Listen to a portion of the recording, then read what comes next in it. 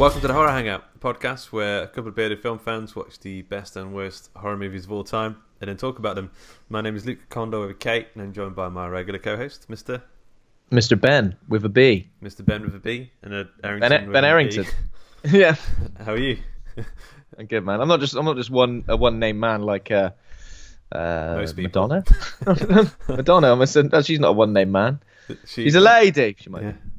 One name lady. Yeah, man. How are you? You been up to much?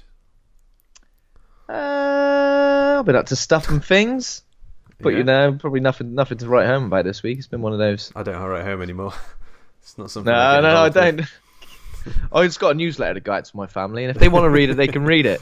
If they don't want to read it, it's usually about just like what I've had for dinner. Follow me on Twitter. That's good enough. Just follow me on Twitter. I'm Yeah. just not interested. Yeah, obviously it was Halloween this of week, course, so we did yeah. some Halloweeny things. One of my nephews dressed up as zombie Michael Jackson, which was That's cool. so entertaining. So Did he sing entertaining. He had the Thriller. Was he did sing Thriller, yeah. He had Thriller blazing out of like this little microphone, like for the whole night. Yeah. That got boring pretty quick. Right. Yeah, it was good fun. We did did all the classics, trick or treating, some games That's and cool. ting.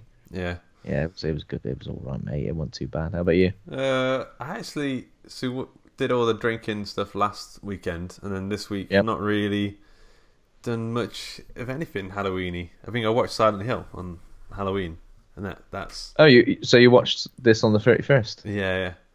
No, I Interesting. lie. I started watching it and then fell asleep, and then I finished Oh, watching no. it yesterday. Did you fall asleep during? Did you? Yeah, but it's because I've seen it before like a few times, and I like it. It's just I was tired, man. I'm 30 years old. It's what happens. Dude, you don't have to make excuses for me. I'm totally on board with it.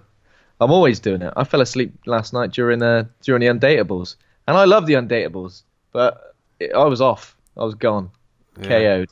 We tried to watch Lord of the Rings. Fellowship of the Ring came on Yeah. Netflix. I got as far as there were 9 rings for the men, and I was gone.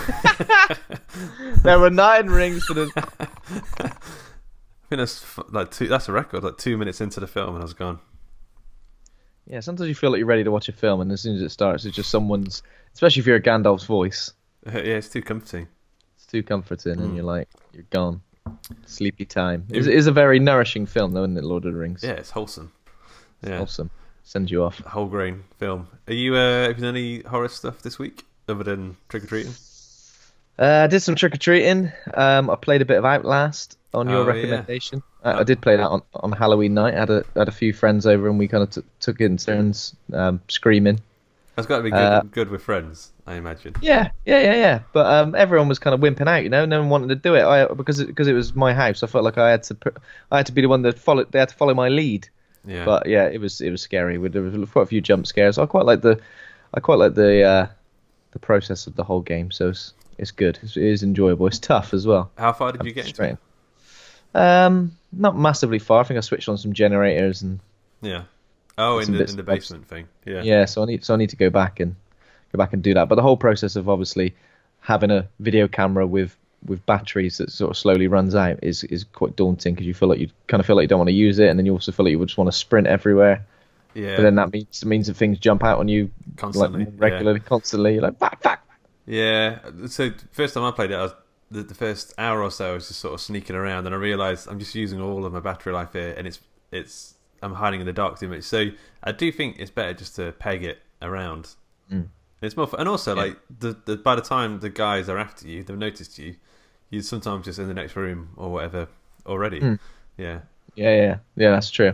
But yeah, when they peg it after you, can look backwards over your shoulder, which is horrible, because they're a lot faster than you expect. Yeah. Like usually they're really enemies fast, like this are pretty easy to outrun, but they literally come for you, and by the time you turn back round to see if they're still there, they're right up your arse. As soon as you don't know where to go next, like it's too late. As soon as you haven't, like, you just need to run and make decisions as you're sort of going, and then hope it's the right decision. Well, you run, and then there's a dead end, and then that's when you Yeah, know. yeah. And then you're trying to lock doors. There's one bit later when there's about 3 or 4 people coming after you, and you're trying to push things in the way of doors at the same time as someone else is coming through another door. It's about 20 minutes worth of just constant, like, heart racing, heart attack city. But it's really fun. Sounds It's got a lot of fun though. Sounds horrible, but yeah, but definitely fun. Yeah. So I played that, and I watched Hush this week. I think that's the only film I watched this week. So I was trying to find. Not seen it before. I was trying to find a horror on Netflix that I hadn't seen before, and possibly that I was. But some of the horror on Netflix, man, is absolute wow.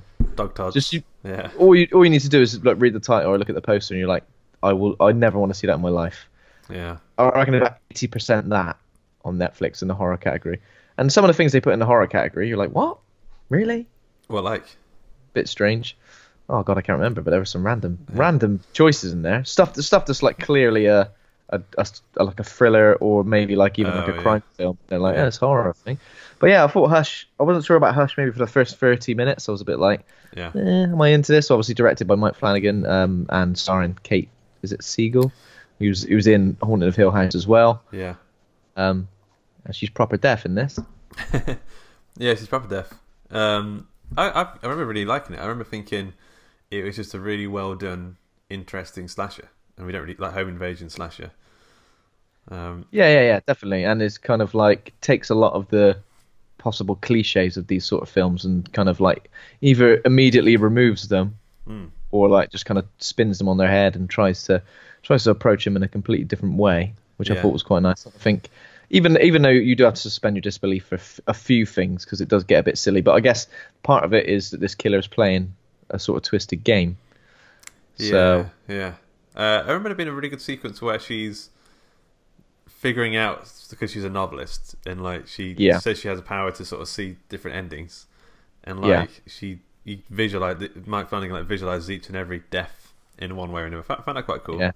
So if she runs, if she hides, if she did all those things, I thought that was quite cool. Initially, I was a bit unsure about it until I remembered that she was a novelist and she'd said that she was good at sort of working out endings and multiple endings. I forgot that for a few minutes and I was a bit like, oh, this is kind of lame. But then as soon as I remembered that, I was like, oh no, wait, no, that makes more sense. Not so lame.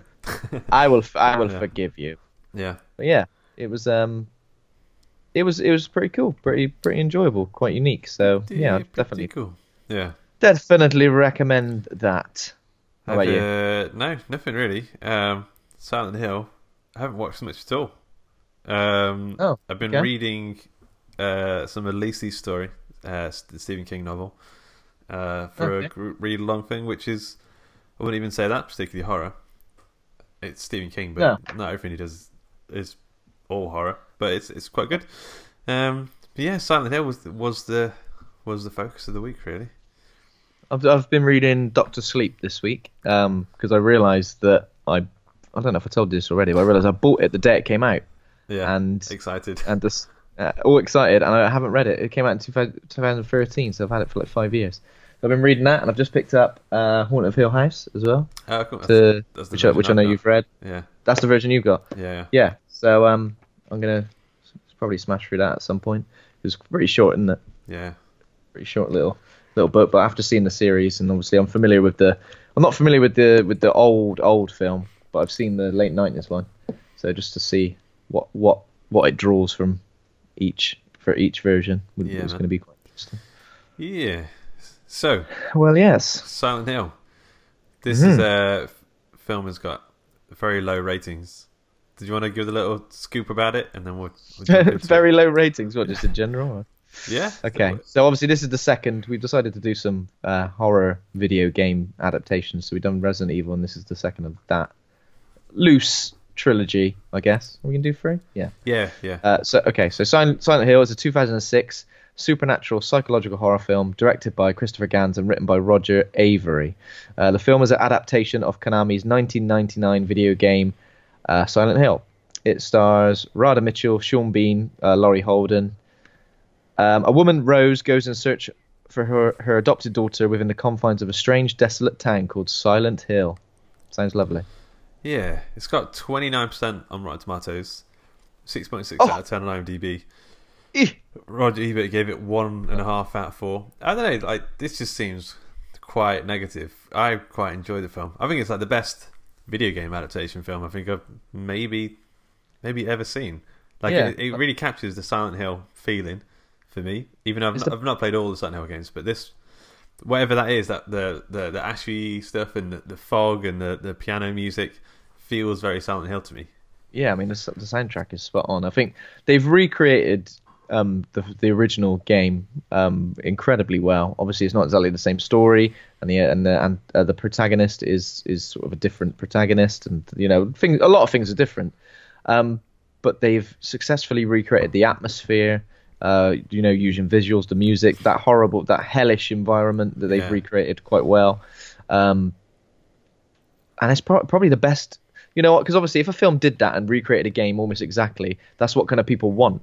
They want this to happen, but obviously, that's not always right for this different medium and the way a story needs to be told and the way a plot needs to unfold. It doesn't always work. But with Silent Hill, I'm assuming. I think I read somewhere that the director was a big fan of the original game. Yeah, so he's tried to recreate as much as possible.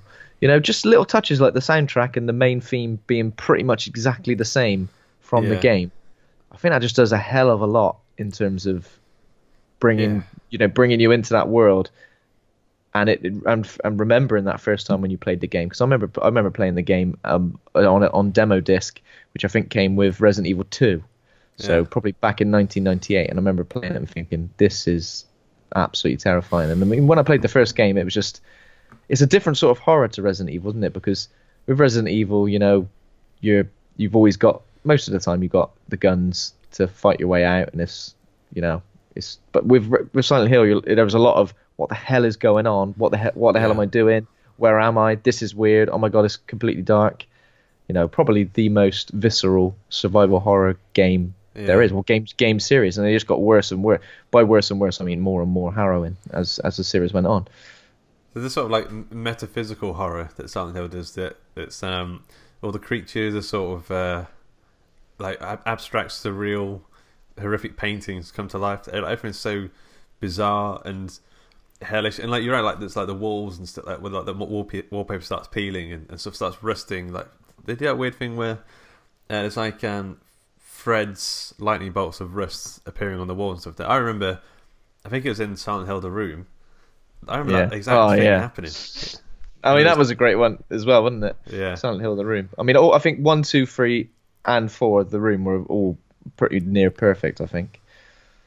I mean, so there is some stuff that I don't think quite works in this film. I don't think it's a perfect film, and I do understand why people wouldn't like it, but it's just got that thing for me. I just seem to resonate with it quite well. Yeah, I think maybe that's because we appreciate the games that we rate that resonates with us a bit more. If I wasn't familiar with the games, a lot of stuff that I really enjoy about this film obviously may not hit home as well. And it's not a perfect film because there are some, hammy performances. Yeah. And the thing that like clangs with me is the weird, for all the evil looking women, is that they feather their hair to make them look like 80s hair metal singers. Do you know what I mean? They like sort of feather the front of the fringe, and I think, why have they done that? Like, well, that's what happened when you're evil, mate. That's what happens. You get big into feathering. Yeah, that's pretty much what happens. Yeah. So, and obviously, do you think Sean Bean is maybe underutilized in this as well? I feel like there should have been some more story on his side. So that's another big criticism that I can see why people would have. Is his story kind of is there purely for exposition? Yeah, and that's exactly. Like, he doesn't have any arc or anything. His story and his relationship with the police officer is almost like, here's a load of crazy shit happening inside Silent Hill. Then we're going to come out for a second, and Sean Bean and this police officer are going to give you some context. Yeah. Which can be, but there are some really, really horrific moments in this, like really bad, and it's some of the creature design and some of the deaths we see are really sort of unique and almost taken directly out of the game. And harrowing and just so Japanese. Just very Japanese. Man. So we got Radha Mitchell, who plays Red Silver. I only know Radha Mitchell from Pitch Black. Yeah, so is she the lead in Pitch? Well, obviously apart from she's not a stand-up performance, but she was the lead character in it, I think. Where else is she from? I'm not sure actually. She's one of those actresses that you do. It's a I know your face but not your name sort of actress, in that where you're kind of insult. She was in. So I'm not sure how big these roles were, but she was in things like Phone Booth, Man on Fire. She was in Rogue, so she was the lead in that film about the crocodile, or was it an alligator? Do you remember the sort of horror, not horror, but like creature feature about crocodile. There were two of them. There was one called Lake Placid and one I called remember Rogue. Placid. I don't remember the other one. Yeah. Well, she was in Rogue, which is the Interesting. she was in The Crazies. Oh, okay. Yeah. So that was pretty good. Yeah. So she seems to be she's got definitely a certain role she seems to go for. She likes the horror / creaturey. She's pretty good in this, I think. She holds it well. Oh, yeah. I mean, it doesn't seem to be particularly emotional performance heavy arc sort of based role, but I mean she does do the crying and the whimpering a lot, which is good. Yeah, and she's also she's pretty good at surviving. She's she's resourceful. She's pretty nails. Laurie Holden is Sybil Bennett, so the police officer as well, who follows her into Silent Hill. And Laurie Holden, she gets a hell of a bad deal. But Laurie Holden, I've always kind of disliked because I really, really didn't like her in The Walking Dead. She kind of devolved into a character in The Walking Dead who was like so annoying that every time she appeared on screen, whatever she said, you're just like, just shut up and die already. I don't watch Walking Dead, so spoilers for like Walking Dead season 3 maybe, but she dies. Oh, okay. And so she was in that as a character called Andrea, and she was just a bit of a dick. You know what I mean? Okay. Just like she'd always end up doing something that got everyone else into trouble. She always ended up doing something. I think she was in The Mist as well, Laurie Holden. Oh, okay. But yeah, she's a little bit unrecognizable in this. I mean, it's pretty much just the haircut. Yeah. She's got an 80s haircut of her own. She's got an 80s Annie Lennox do. She's gone full out of Annie Lennox on this. Sean Bean, I think you said that this is the only role that Sean Bean is the only one who lives throughout the entire film, and everyone else seems to die. Yeah. But, Sean Bourne. Yeah. Sean Bean. It's weird because the nicknames in this is De Silva, and I just that's like a Southern American sort of thing, isn't it? De Silva, Sean Bean is like the most not. De Silva, he's from Sheffield. Yeah. he's from Sheffield. Yeah. Christopher De Silva, he'd be like, what? Yeah. Sheffield? Hey. I don't think so. You're not born and bred. Yeah. You're not born and bred. That's what he'd say. So a guy called Kim Coates, who plays Officer Tom Gucci, he's the sort of policeman who is there to sort of do exposition for the film. Yeah. I don't recognise him too much. I recognise his face, but I'm not too sure where from. Yeah. This is another face, but not a name you'd recognise. Yeah. I think he's a character actor, so I think we've seen him. Yeah. He's been a load of small parts in a load of bits and bobs. Yeah, man. Yep. So the story, how does it begin, Ben? We are in media. There's a dream. There's a dream, isn't there? There's like in like Sharon having a dream about stuff, and she ends up like walking out of the house, going on a massive sleepwalking jaunt, and Rose like comes after her. Yes, you are correct. Yeah, is that the start? That's the start, isn't it? I seem to remember just Rose running out of the house screaming for Sharon, and then she goes, Sharon! Shazza! And then she finds Shazza in the... Wait, she's not jumped over there's like a waterfall thing. There's like a waterfall. I think she's about to sort of fall. She's literally stood over the top of this waterfall. Classic. She's about to like swan dive in, like Harrison Ford in The Fugitive. Yeah. And Rose appears behind her, Tommy Lee Jones, and says, "No!" I think she just rugby tackles her to the ground, smashing her head on a rock. No, that didn't happen. Beat that. But yeah, out of her. Yeah. Yeah. So as Sharon wakes up, she's like screaming, "Silent Hill, Silent Hill," or something like that. Yeah. That's a weird thing to say. Yeah. Yeah. As a kid actor, I wasn't entirely sold by this girl while she was playing like an innocent young girl. She does get a chance to be a bit evil later on. When she's fully made up later on, I thought that was, I don't know, it was nice makeup up, but she did have a couple of goofy expressions popping out of the makeup. Yeah. But I still think when she was in that role, she was a lot better than when she was supposed to just be the normal girl. I thought she was a bit like, "All right, mommy." Like some of the things she said, I was like, "How old is this kid supposed to be?" Because she looks like what, 10-ish? Yeah. Maybe a little bit younger, but she said a couple of things where I was like, she sounds 3 years old. Grow up.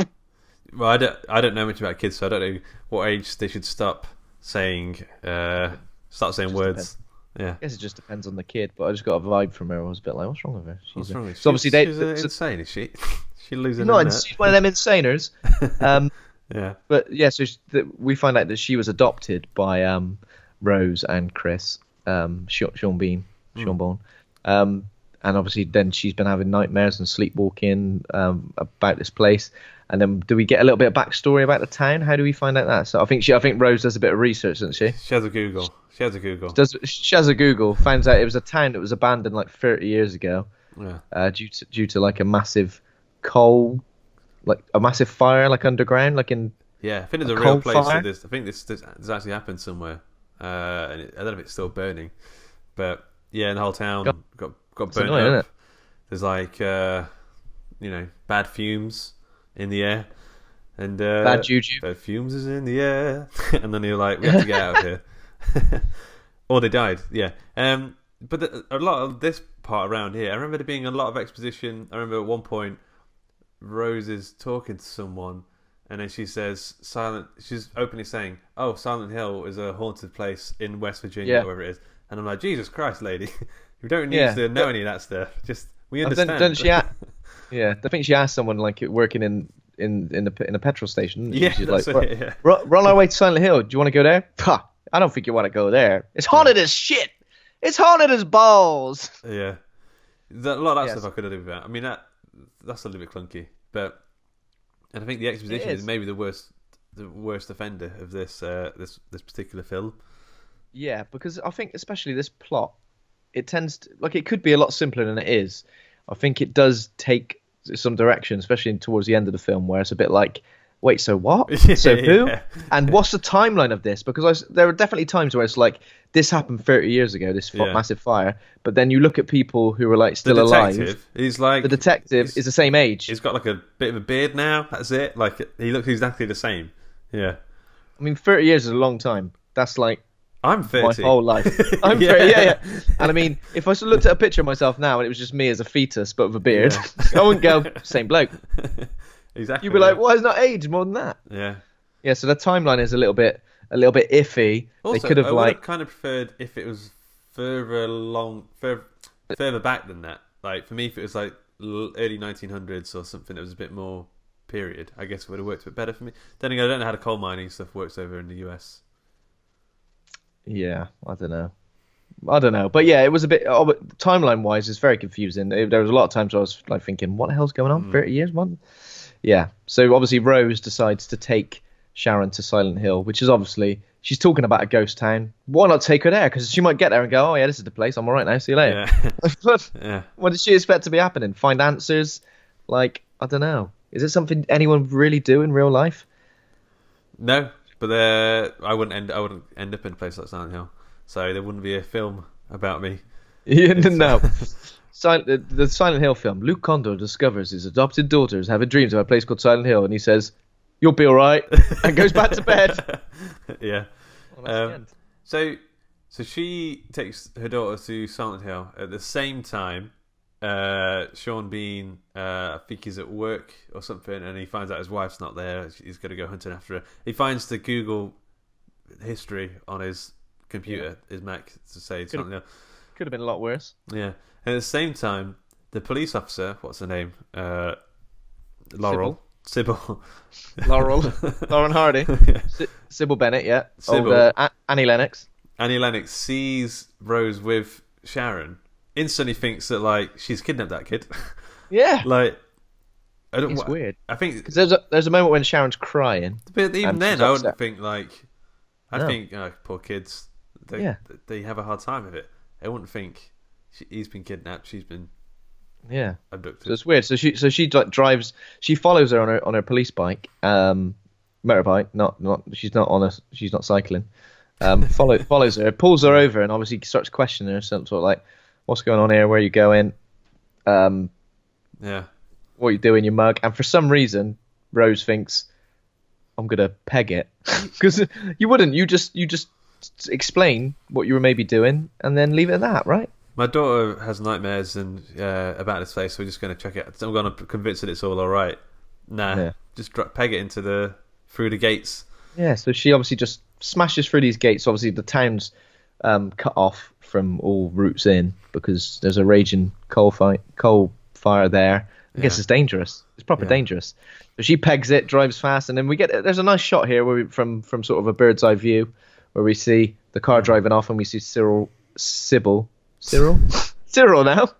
We see Annie Lennox run back to her police bike and jump on it and get there in hot pursuit.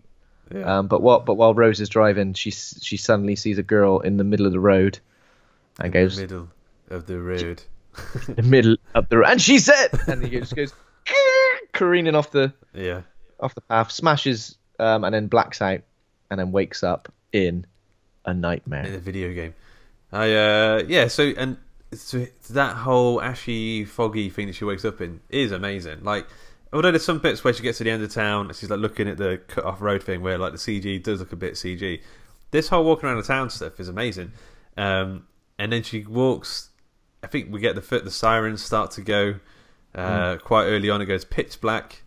I read that the director of photography used film, like 35mm film for the light stuff, and then went to high definition digital camera for the dark stuff because you can't film that dark stuff with film.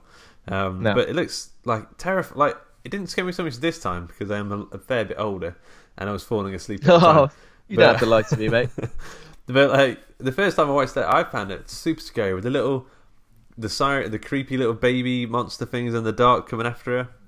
Yeah. So obviously she like explores the town a little bit when it's all foggy. She sees like a little girl running away, and obviously that's a direct recreation of the first game when you're running around and after your daughter. It wasn't called Sharon, I don't think. I think she's called Cheryl, I think. Cheryl running after her. So obviously running after a kid, you're never going to catch. Yeah. So it's pretty much that's recreated really well. But then this bit's recreated really well. This is almost an exact representation of the darkness which first takes over in Silent Hill. So everything gets dark. She sees like a horrible dude strung up in a gas mask, sort of shitting his pants. Yeah. And then we see loads of horrible little. I mean, they are very CG, but like they're still proper creepy. Yeah. These little weird baby things. I love the whole visual of the miners as well. Later on we see him walking around with like canaries and stuff, and see a lot of them dead. That was one of them, then, wasn't it? Well, that guy in the gas mask. I think that's one of the miners. Also, we see it cuts to his perspective, and he's looking out, and he's still breathing. Because you see his eyes. You see he's moving a little bit as well, isn't he? Yeah. So these sort of weird monster things sort of attack Rose. When they're grabbing her, pulling her jacket. Give us your jacket. I think there's one bit where they're all on her, these little babies, and then it goes light again. The rot and decay and stuff peels away again. It becomes light. I think she passes out. She kind of like faints. Okay. Yeah. And when she does wake up and it's light again, that's when Annie Lennox has turned up as well. She's like, "You stitched me right up here. I mean, I was only trying to do my routine things, and now I'm in Silent Hill with you. You've mugged me right off." So she fell off her bike as well, cracked her cranium. Cracked her cranium. And cracked her cranium on the concrete. But she hasn't seen any cracked her cranium on the concrete. Oh, it's hard to say.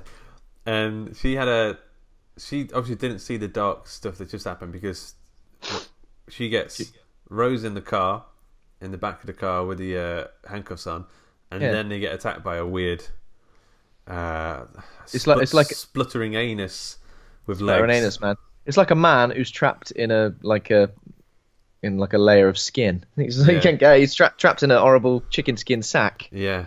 Let me out. My worst nightmare. Yeah, so she obviously pops. It's quite good when you see that from a distance in the fog, and then you see more of them sort of like up in the hills, sort of all coming down.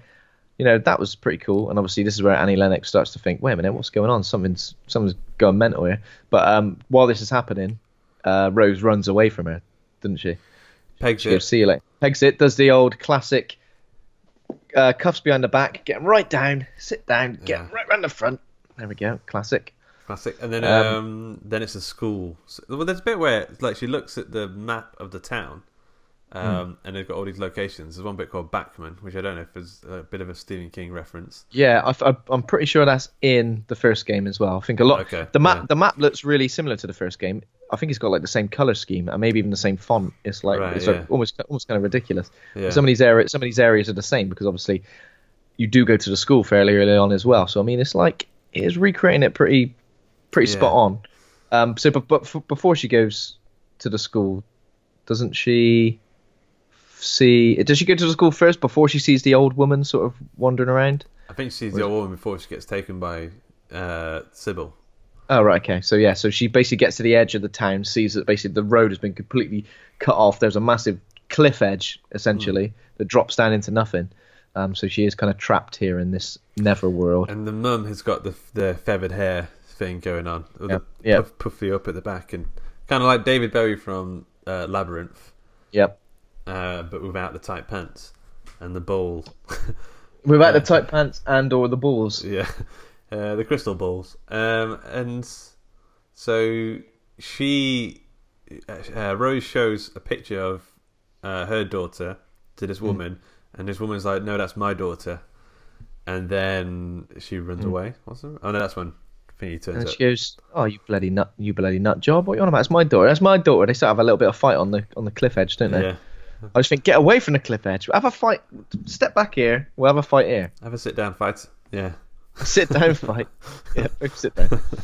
And then obviously not long after that, Rose decides to go to the school where obviously she gets a bit more clues that they're... So this is one thing that I don't know if I think it does work well. It does seem very, like, in terms of a video adaptation, I see it works beautifully. Having little clues and then having the lead character just follow the clues and then like that progresses her through the game, through the levels, through the story. In a film, I don't know if it quite works that well because... No, I wouldn't. I don't think many people would be able to follow those clues. They're kind of so like disconnected in places. Yeah. Without level design to push you forward. And like, yeah, exactly. There are certain things that I just wouldn't find. Do you know what I mean? Exactly. Yeah. Find this little key like down someone's throat. You'd be like, no, I'm getting on my life. See you later. By the way, that bit with the Colin. Yeah. In the bath. I don't know, bathroom stall thing, and he's like all barbed wired up and stuff. That looks like the kind of thing where you get to in the game and it would be kind of part of the scenery.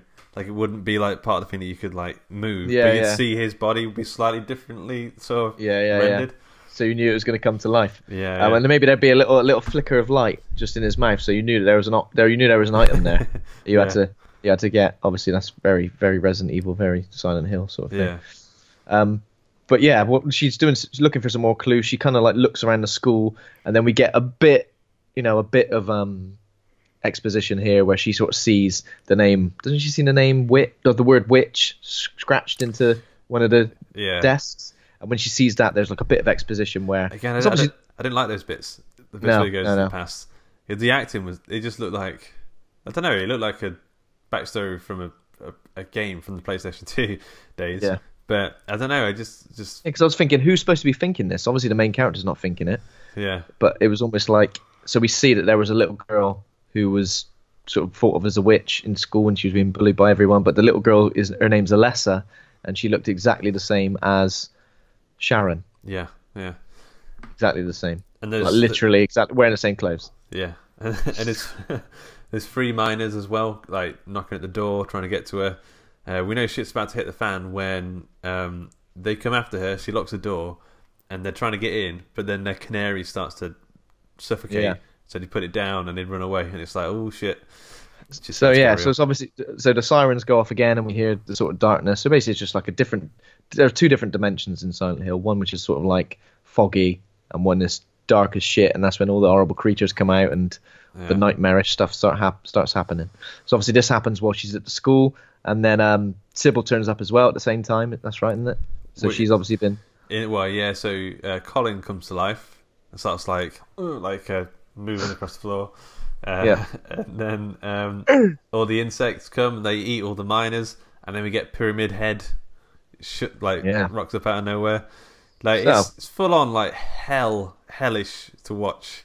It's full on heavy metal hell. It is heavy metal music video hell. There's lots of like Clive Barker around it, lots of this sort of horrible visuals and stuff like that, and obviously when there's a little bug that looks at them and it goes. What's that all about? What is all that about? Why has it got a little face? It's got a little human face, and it goes, "All right, mate, squash it." You would though, wouldn't you? You'd be terrified. Yeah, and that turns up, and obviously they managed to hide from Pyramid Head, who's got like a massive Final Fantasy VII sword. Yeah. And he just like smashes it in there, and just like, sword or something. Yeah. Oh, yeah, it's a beast. Obviously, he's trying to kill him, but they manage to sort of hide until the darkness goes away, and that's when Pyramid Head, big kinky bastard, isn't he? When he first turns up in Silent Hill 2, the game. Remember the first time you see him, you just walk into you're walking somewhere, and when you first see him, he's like getting it on with these two weird like naked women corpses, and they're like riding him, and it's a bit like, what the fuck? Now that you say, by the way, now you say Clive Barker, I'm thinking there's tons of Clive Barker in this film actually, like all the the prehensile barbed wire, like barbed wire shooting around at people. There's all the sort of the fans, all the things that are constantly moving, lots of like fans in the and like it's like wind towers and stuff as well. In very very like industrial. Yeah.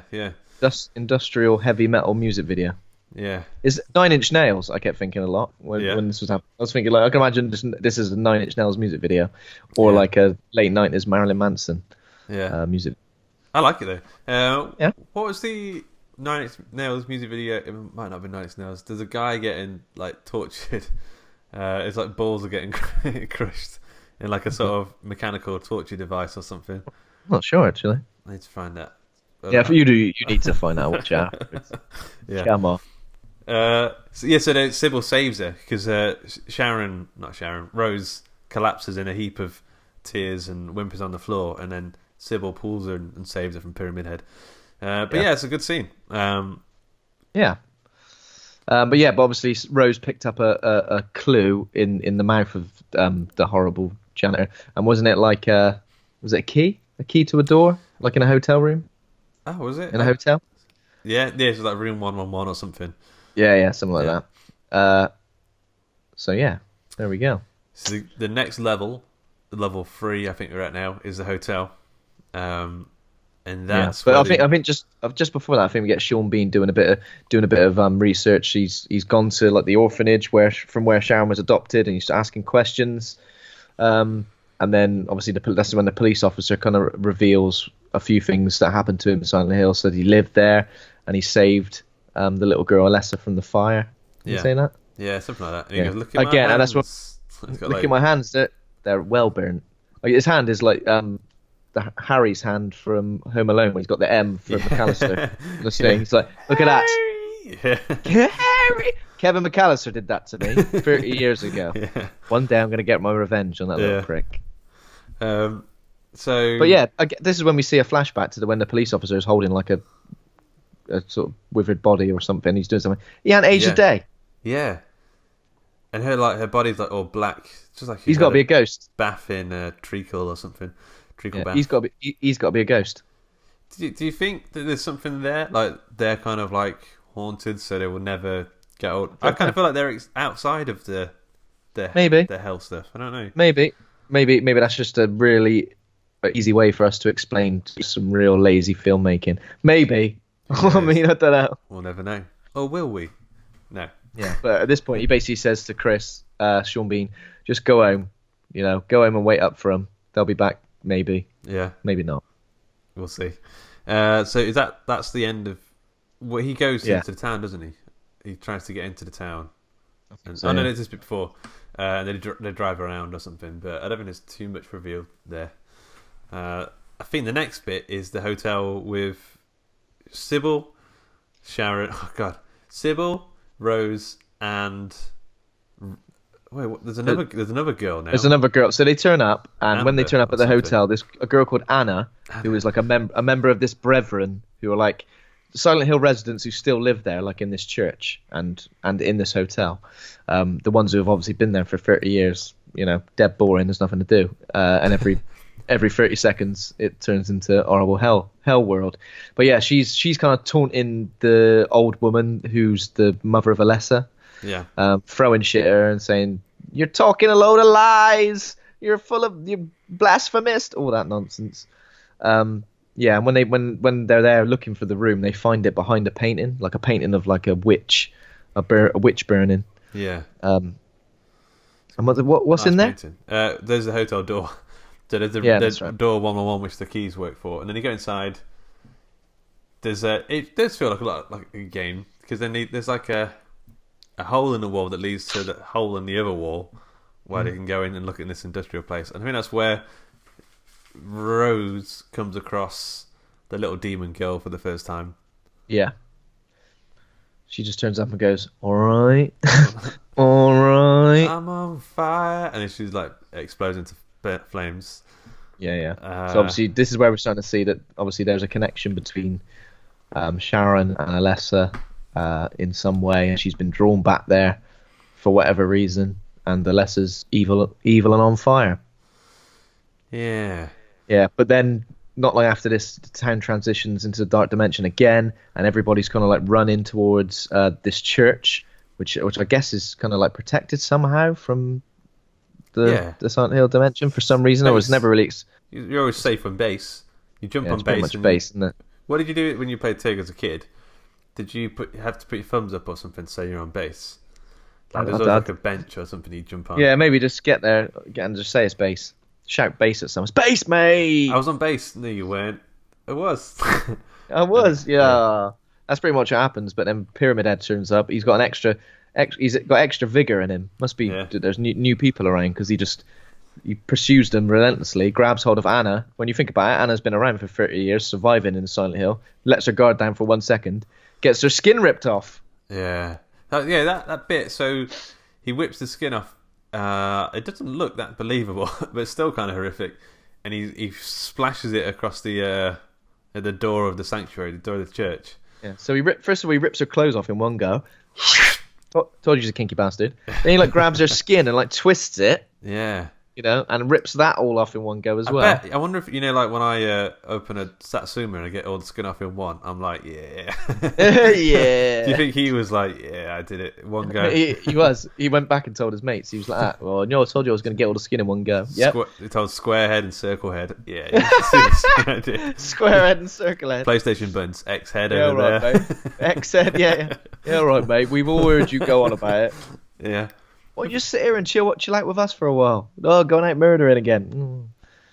Yeah. So then inside the church, we're kind of introduced to this woman called Christabella, who's like the high priestess of this group, the Brethren. And this is classic cult shit. Anything you don't understand, you just shout witch at it. This film has got so many women in it. I'm just struggling to think of all the names.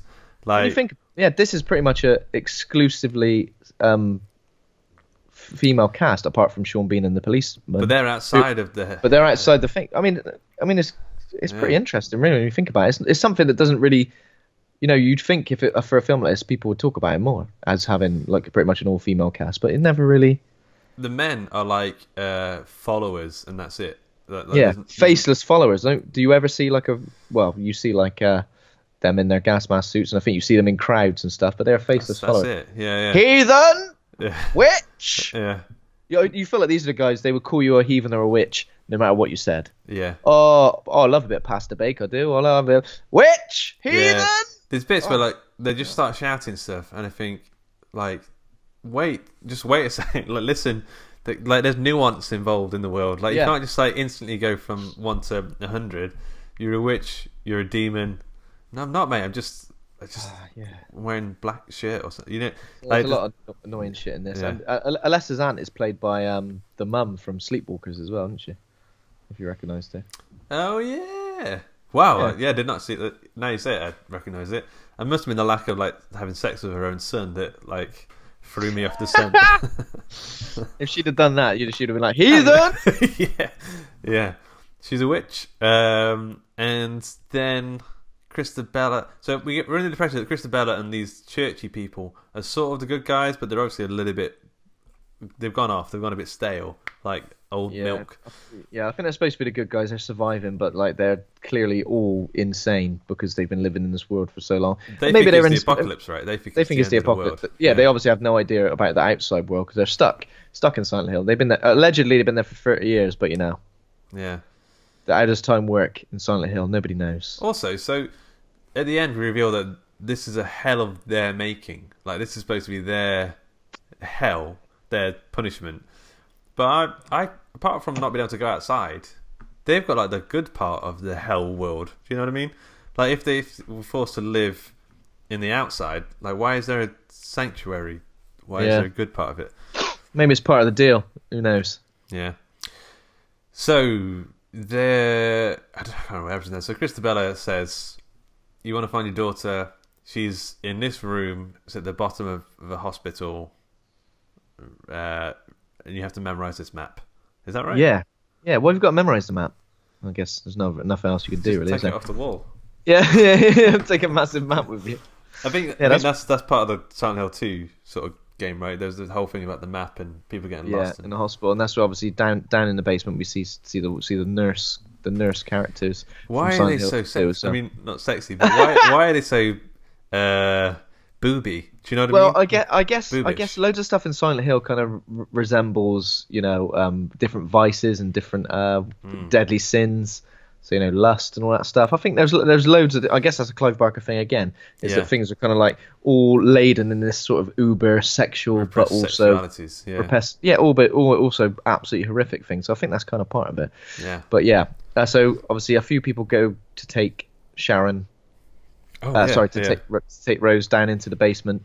I can't remember exactly what happens. I think Christabella sees a photo of Sharon on Rose's locket and then immediately goes, "She has got a picture of the demon. She's a witch, heathen." And obviously Sybil saves the day and sends her down in the lift. It begins the horrific treatment of Sybil. Sybil she doesn't get any comeuppance. Well, I suppose she does in a way, but she just gets it. She gets pummeled by all of the mining dudes with pipes. All the followers with pipes and shit. They beat they beat 7 shades of shit out of her. Yeah, which is a bit harsh. Brown, nutmeg, creamy brown, coffee, coffee brown, beige, just pure black. Rotting black treacle poo. That's a second black treacle reference today. I've had some bonfire toffee, so you could blame me. Bonfire toffee brown. That shade got beat right out of it. Wow. Yeah. So I thought she was dead at that point. I thought that was her final moment, perhaps. Yeah. So then, what's her name? Goes down to the hospital to the basement. She runs around. There's the nurses, which I think are a very good design. A little bit too booby, busty for my. I don't. Their faces are wrapped in bandages, and they seem to react to the light. So she turns off her torch and manages to crawl through them. But obviously they're still reactive to different movements, so they end up slicing each other. One of the nurses cuts one of the other nurses' jugular. It all pretty much goes into kicks off. Chaos. It all kicks off. Yeah. But she does manage to make it to the room, and inside the room is exposition. It is a lot of exposition. Overwhelming, unbearable lightness of exposition. Like you can't even it's see so bright white, isn't it? It's so bright white. Yeah. So she goes in, and obviously Alessa is like an adult, burnt woman, who's obviously being kept alive. God knows why, because she seems to be in absolute. Well, you guess that she's obviously after being burnt. She's turned into some sort of demon, superpowered. And there's the nurse in the room as well who runs away and hides her face. She's crying. That's a very, very Silent Hill thing to keep in there as well. Yeah, that's that character is in the original Silent Hill as well, but not with her eyes out. I think maybe she gets her eyes out later. Yeah, that was a great noise. I was like, what was that? Someone's eyes popping out. Yeah. So here's the exposition is insane. So, Alessa was a young girl who got called a witch at school. Her mum took her to be cleansed by the witch hunting because this town was built by witch hunters in the past. Her mum took her, but then they were like, "Don't worry, we're going to cleanse the sin, not the sinner." As in, they forced the mum out. She realizes they're going to kill her daughter. They burn Alessa on this round thing. And the fire, it kind of collapses, starts a fire. That's apparently the fire that starts the coal fires in the entire town, which destroys the town. Which is a bit insane, because I thought the coal fire started in the mines, but it didn't. It started somewhere above. That doesn't make any sense. But then she was in hospital. She was really angry. And a nurse looked at her, and she became part of the hell in this girl's, Alessa's mind. And then a demon girl from the ring turned up, and she was like, "I'll offer you a deal. Press your burnt hand to mine." Go on. Yeah, what was the deal? She was supposed to be like the dark part of Alessa, I think she says at one point. So she says like, she says, somehow, "Right now I am." Yeah. Yeah. So she manifested like dark Alessa, who, and obviously she's responsible for shifting these dimensions of hell, and obviously Alessa uses it to essentially get her own back on everyone who's proper stitched her up. It's like the kids' TV show. Yeah. Instead of slimed. Instead of guns, just horrible black treacle. Yeah. Third reference of the podcast. And then, so the idea is that he's going to get vengeance, and all these people are going to live within a hell of Alessa's making. So her own nightmares come real. But then the townsfolk have been hiding within their belief that which is their sanctuary, and they can't get in. So now they made a good part of Alessa. They made her real and then dropped her off at the orphanage, which was picked up by. This is like insane amounts of exposition to get over in 2 minutes. It's one of those plans where you're like, if someone was making that plan in real life, you're like, got to be an easier way. Yeah, got to be an easier way for us to get to these people in the church. So yeah. But and then the plan all worked out because Rose was really good at following Alessa's clues. She says that, and I'd be like, wow, yeah, she was very good at it. Like, stupidly good. She should be a PI when she gets out of this thing. And then she hugs the demon girl, takes her into herself, and then she goes to save. Oh, then we get like the final sequence, which I think is very good. Yeah. I really like it. Prior to that, we see the church, and they've got Sybil draped on this massive ladder, which they lower over a fire. And every time you're watching this, I remember the first time you're thinking, in a minute she's going to be saved. In a minute she's going to be saved. In a minute she's going to be saved. No, she burns to death horrifically. And I mean, really it's one of the like you stay really on it for like a minute or so. Just her face starts to like sort of distort and then bubble and then blacken and then she lights on fire. I mean, it is super, super disgusting. Yeah, like a s'more. And I guess like a s'more. But then, these kind of things happen, you know? I mean, it's sick. But then obviously Rose turns up too fucking late. Classic Rose. She turns up, and the first thing she does, she looks up and sees like the horrible charred corpse of Sybil, and she's like, "That looks like black treacle. I want some bonfires off it." Yeah, she's like, "This fucking watch." Sorry. Yeah. Yeah, bloody hell, awkward.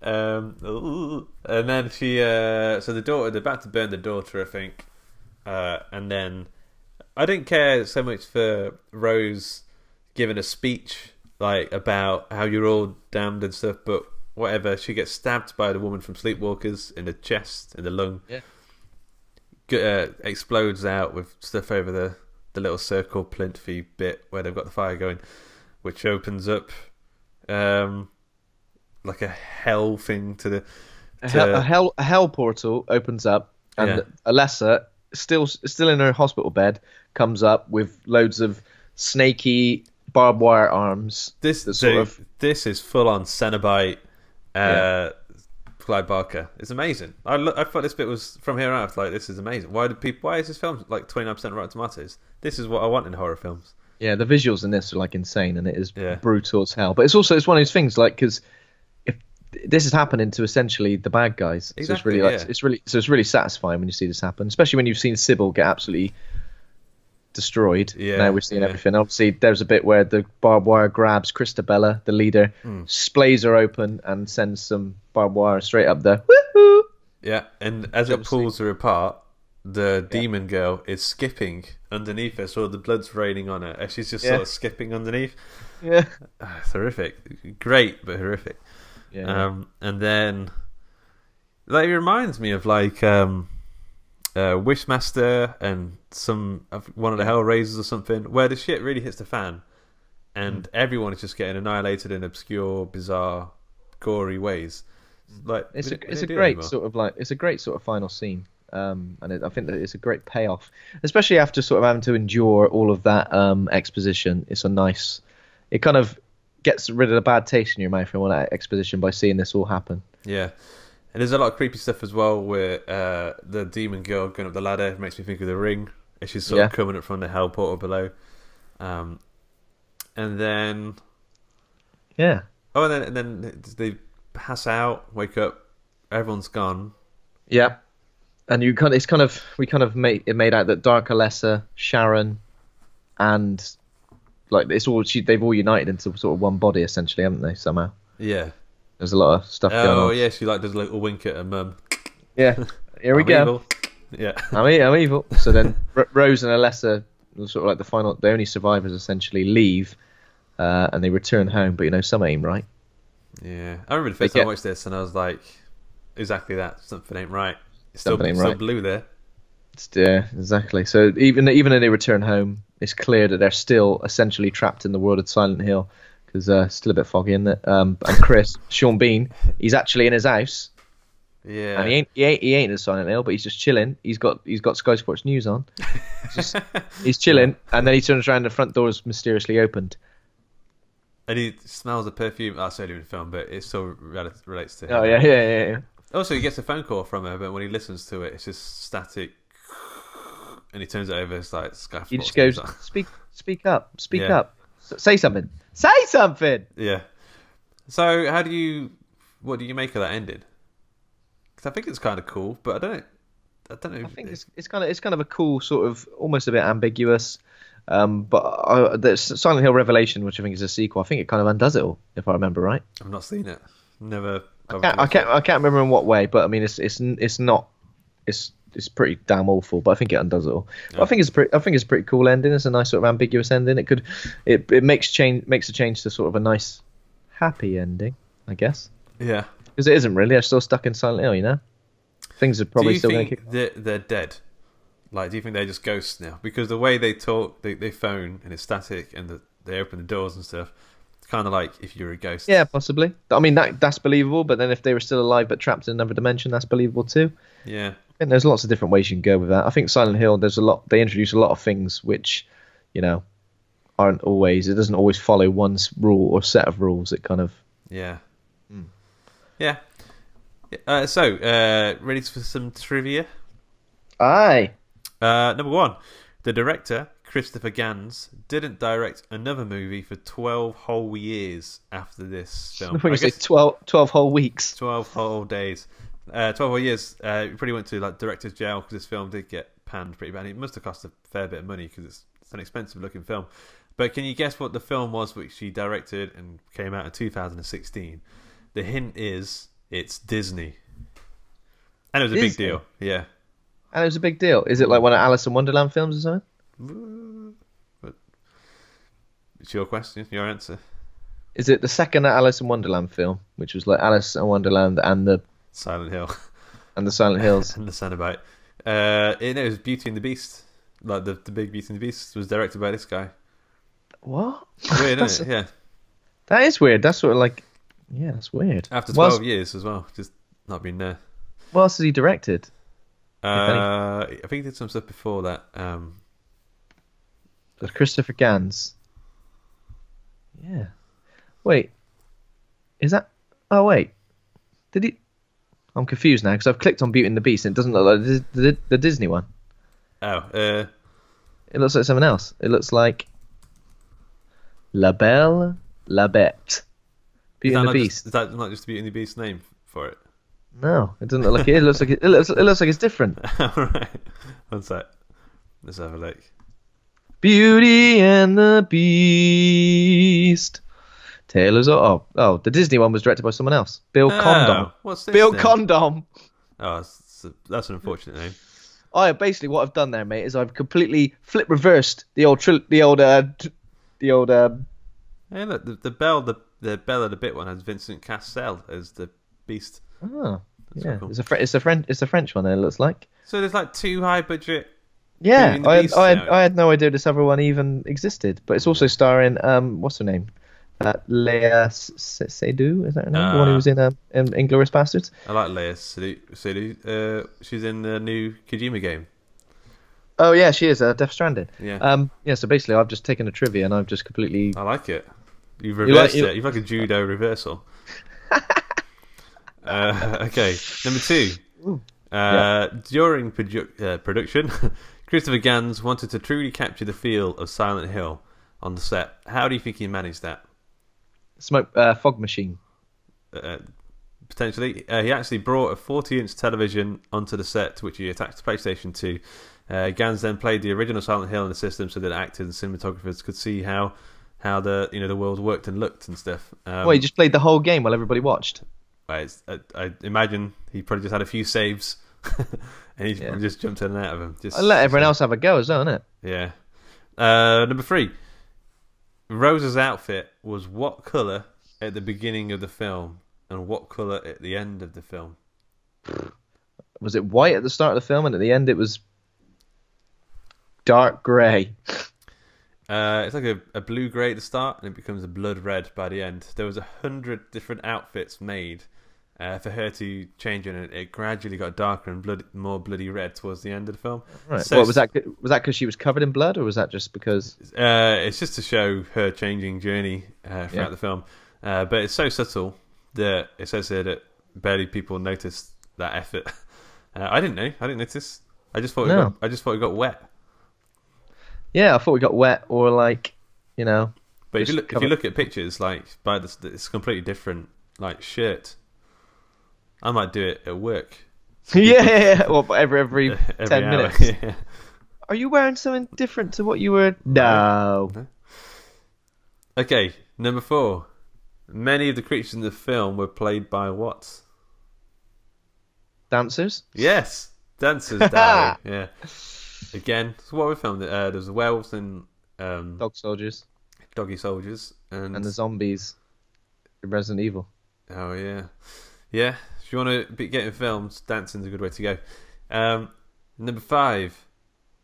To add to the accumulating filth caused by her character's journey through Silent Hill, Radha Mitchell did not wash what throughout the entire filming?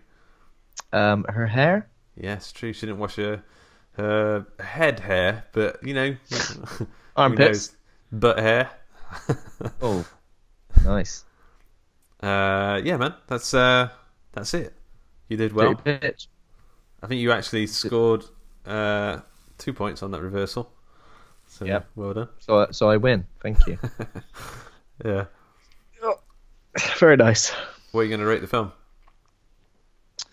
So I've seen this film a lot of times, and each time I enjoy it. So I think that goes to show that it's not perfect. It's obviously got a ton of exposition, but I think it's fun. It's a fun film, and as a fan of the games, I think you couldn't hope for a better film than this, really. Because it kind of does it, but some of the cheesy stuff, you know, you're used to it in games like this, as in films like in the games, you're used to these cheesy things and kind of like bypassing them because you're enjoying the game so much. So I kind of got that sort of vibe as well. I was enjoying it enough. So yeah, I'd probably I'll give her a B. Yeah, I wrote down a C+, but now the more I think about it, I'm going to give it a B- because it's a really enjoyable film to watch. And like in terms of video game adaptations, compared to the Resident Evil adaptation, like this is a really solid adaptation in my eyes. Yeah, well, that's the thing. Like it adapts the source material. It's obviously really respectful to the source material and very similar to the source material. Yeah. But it does it in a way where, despite the amount of exposition, it's still got a good sort of plot and it's kind of driven along nicely, and different plot dynamics that perhaps wouldn't work in other films kind of do work kind of all right in this film. Yeah. Well enough. So next week, I think we're going to be doing Alone in the Dark, which I've heard is a dog tod. Possibly. A big steaming dog egg. I don't think we've done a terrible film for a while, and I've never seen it before. So, yeah. What was the last one that you found really terrible that we did? I can think of one that was almost. I just couldn't finish the film almost. What was that? The Unnamable. Oh yeah. Oh yeah, that was pretty damn awful. That's probably the last. That was probably the last awful one we did. Yeah. But I don't think either of us were too set on Sleepwalkers or The Predator. Oh yeah. I think when I think about Predator now, I think I'm just disappointed. Is the main thing. Yeah. 13 Ghosts as well. I think we returned to that and we weren't entirely happy with it. Yeah. In general, but yeah. Yeah, man. So we'll see how we get with Alone in the Dark. Yeah. I don't know anything about it.